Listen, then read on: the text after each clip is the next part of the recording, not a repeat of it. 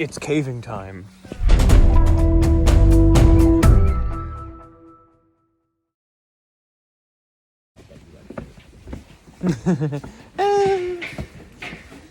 Complicated door. This one of those like fancy. I wanted to look at the door on our cave. This door weighs over 2,000 pounds. Oh, so it's like. Now the purpose of the door is not to keep people out. It's got a much more important purpose. Any idea what the door might be for? Temperature? It's for monsters. Okay. Oh, I think you heard it The back cave there. dweller. Not quite. Temperature control? Water. This is a door designed to keep the flood debris out, the rocks, the logs, the sand. Unfortunately, the water still makes its way in, but it keeps the flood debris out.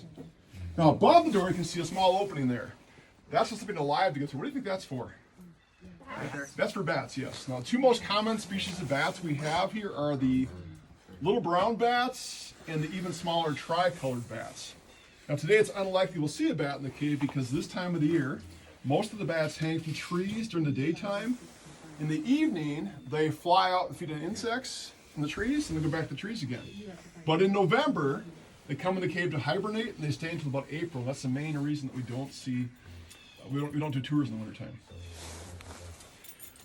So we've got a bat counter up here. That's part of a University of Minnesota study going on, looking at the bat population following white nose syndrome here. The door for the person behind you there. Echo!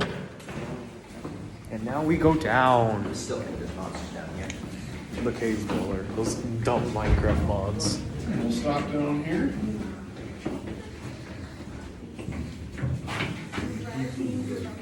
I can. Sure there are no monsters down here. We'll try to get everybody around the corner so they can see me from where they are. Perfect. I'm the caboose. All right. So right now we're in a room called the portal. It's made of concrete, and this is not part of the natural cave. The main purpose for this room is to help control temperature and humidity changes through the cave entrance. We made the door to the cave larger than the natural entrance was. This cave was discovered in 1937 by a man named Joe Petty. He was walking along the stream bank in February, and there was snow on the ground. He noticed that snow had melted in a circular pattern along the bank. He moved a few rocks for an opening just big enough to squeeze his body through, crawled inside, discovered the largest cave in the state of Minnesota, over 13 miles of cave passage. Ever since that time, there's been tours going on here. A couple important things on cave conservation and safety. One of the things we do ask in the cave is that people not touch the ceilings or walls inside. That's because over 25,000 people here each year leave fingerprints, eventually marks in the rock. We also ask people not touch the cave formations, the stalactites, the stalagmites, flowstone. That's because our hands have oils on them. If we touch those formations, the oils will come off and it'll stop the growth of those features, many of which are thousands of years old. Other important cave rules, we ask there's no eating or drinking inside the cave. You can take pictures anywhere you want. You can use flash anywhere you want in the cave. That's just fine. Now, I'll be turning lights off behind us as we go through the cave. Any idea why we're turning lights off behind us? Okay, let me, what's that again? It's caving time. Here we go. Come on in. Watch yourself. Ooh. Oh, I need to seriously up my exposure.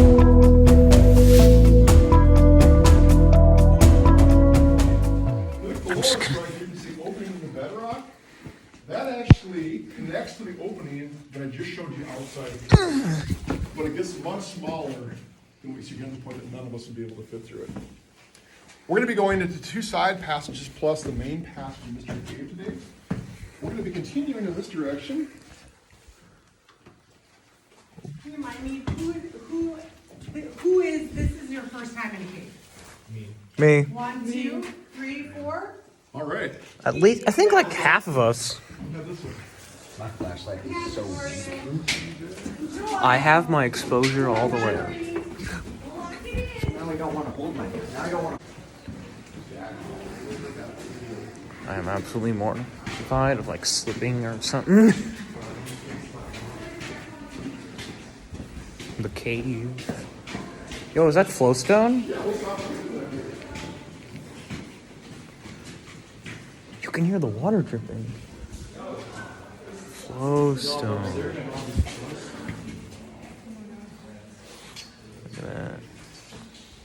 There's standing water. Where does it go? When you're thinking about your field journal, it's going to be impossible to do everything in line. So, Why did I try to take one while moving? try to just capitalize. Why am I? Why is filming impossible? Ooh, the deep dark. I think There's a warden down there. No, it's just a. You'll see on the right side, there's a cave passage that's got a chain across it. This is one we're still working on finishing up a stairway back there, so that's why it's not open yet. Oh. It's 'cause there's a Hopefully we'll monster. have that finished. Yo, look at that water dripping. Do you ever want to talk to me about a picture that you might want to draw? That's a lot of water. I do not want to drop my phone. More flowstone? That's a nice thing of flowstone right there. That kind of looks like a shower head. Nah, that's just weird stalactites up there. Our flowstone drapery here coming down. And at the base of that, we've got what's called rimstone. That's these small rims you see along pools of water. And those go upward because that water is super saturated with calcium carbonate. Now, you said you wouldn't drink this water. I want you to think about your own households. I totally would. Why is clean, fresh water important to you in your everyday life? Shout some reasons out. So I can live. The minerals inside it. Dirty, viruses, bacteria. I'd still drink this for $10. What else? How else do you use water in your household? Cleaning your body. Cleaning, cooking. What else? Spraying my sister. Showering. That's kind of falls under Do you cleaning. have pets at home? Spray my They need cat. fresh water too, don't they? So we use water for lots of reasons. We're going to talk more about water as we keep going here today. I'm getting cave water on me. I'm getting cave right. The cave is peeing on me. I'm just kidding. That's a very immature thing to say. What is this? This is just pitch black with my camera. I swear it is not actually this dark. Looking for stalactites, looking for stalagmites. We stop on top of this bridge looking to our left side. This is a nice cracked slope. What's back there into the abyss? I don't know. Mining away. I am Okay. Steve. If you look on your left-hand side, there's some soft mud beneath the bridge here. And look carefully, there's some animal tracks in that mud. Right in this area and some more over here. This animal came in through the crevice here, walked around, and luckily it found its way back out. The tracks are kind of shaped like small handprints. Any idea what animal might have left those tracks? What do you think? Raccoon. Yeah, those are raccoon tracks. Now this raccoon didn't come down here in a cave tour with me, okay? It came down through cracks in the bedrock. We're about 100 feet below the surface right here. Now think about this. Can a raccoon see in total cave darkness? Probably not. Wait, No, they can't. Just like we can't see in total cave darkness. Is there any food here for a raccoon to eat? no. So they come because they're curious. Who can guess what season of the year the raccoons like to come down here? Winter? Winter, correct. Why? It's warmer, that's correct. That's the reason they come down. Okay, we'll head up this way. You know it's bad when 48 degrees is counts as warmer. Stop here. 48 degrees is amazing. Right, well,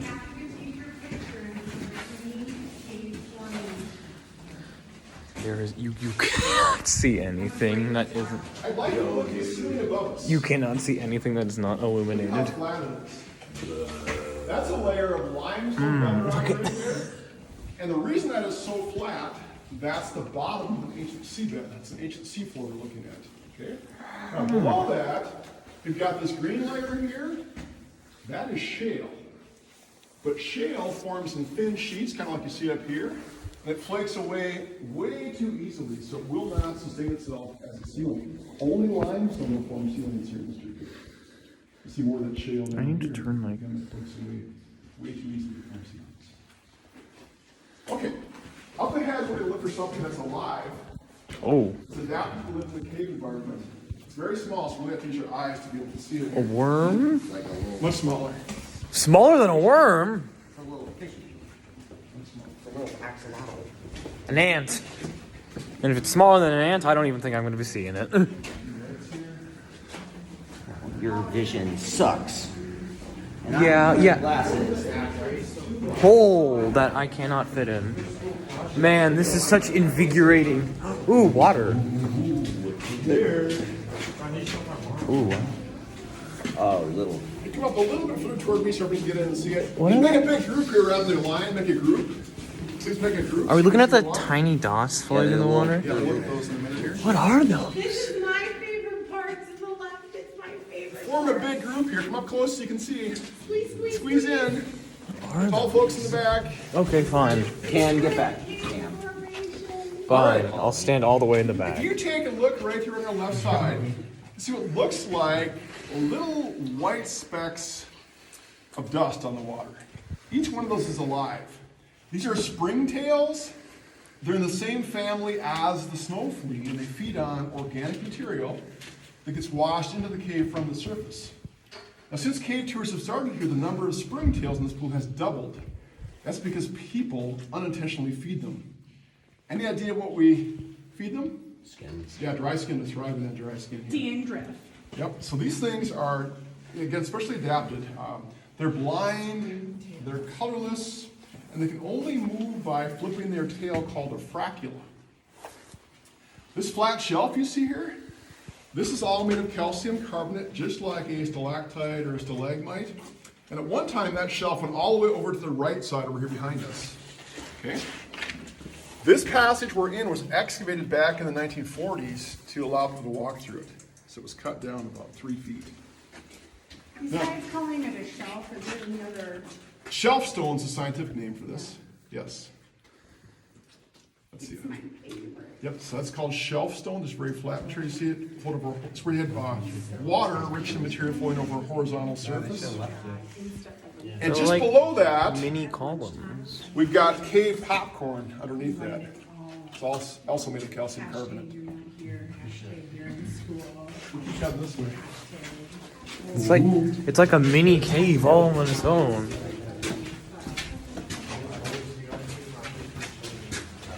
Oh, I think the ceiling's getting lower.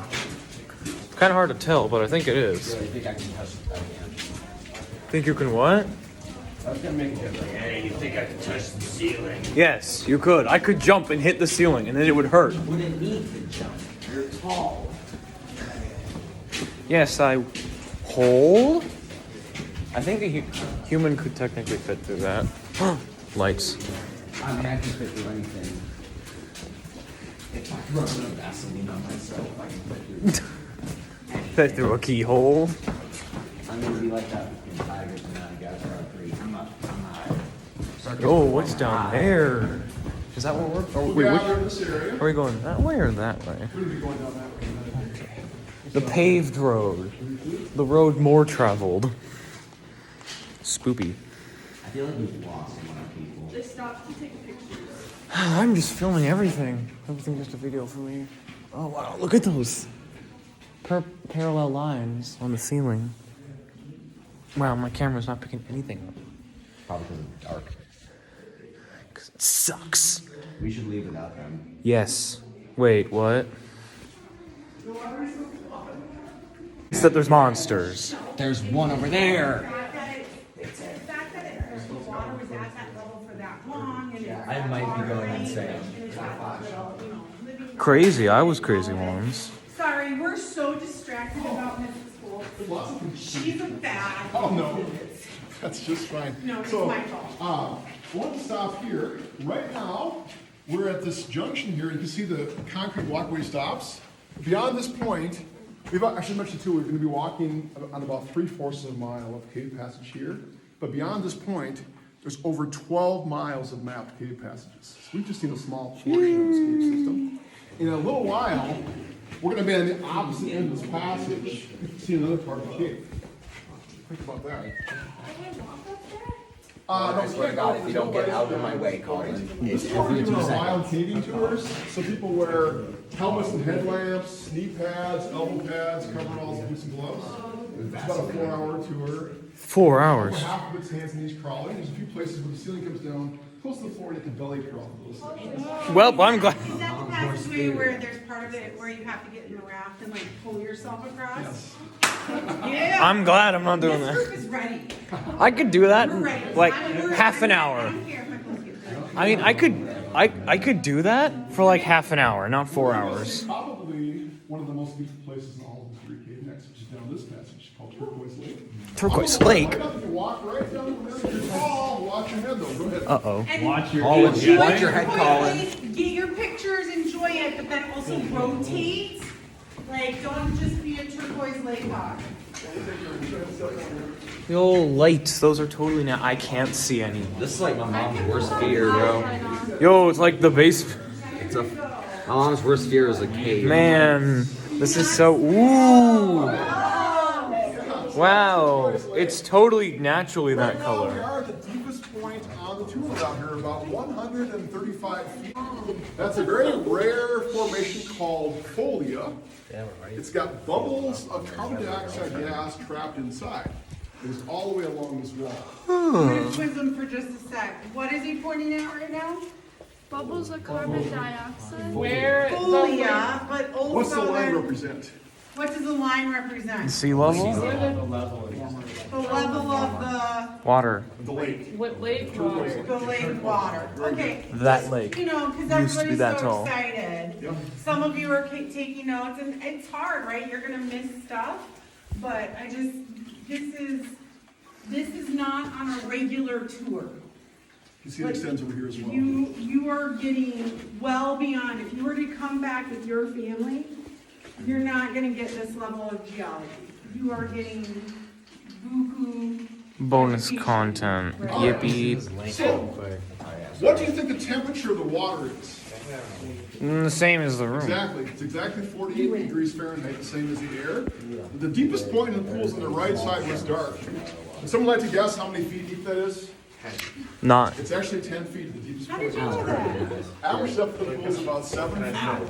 It looks like it's 3 You see feet. lots of flow stone in the back of the wall. Can I at you? If you've been in the front and you have, Yeah, you can take turns up by the railing. yeah, let's rotate I'll if move you back. can I'll move rotate. like way back. Go see what it feels like. You can't touch that piece there. Oh, Go ahead that's this way. that's interesting. That actually feels nice. That's cool. Touch it and you pick it up. I actually get to touch the rock. I'm going. Help! I've fallen and I can't get up. Yeah, now this is what I think when I hear cave. Tall ceiling. Look at all that flow stone. And then holes in the ground. I see that tiny one down there with the orange light. What? Huh. But it's not big enough for human. All right, I want to talk a little bit about the geology here. It's more Big depth. enough So for a if you newborn look child. where my red light is on the wall, Red light. that's a layer of limestone over there.